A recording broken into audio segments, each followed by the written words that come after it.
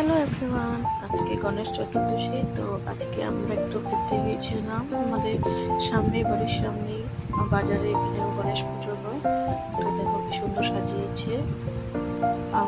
এবার first time মানে এত সুন্দর করে সাজিয়েছে, আর আমি এটা ফার্স্ট টাইম আমার বিয়ের পরে এটা ফার্স্ট টাইম আমি দেখছি এত সুন্দর করে সাজিয়েছে।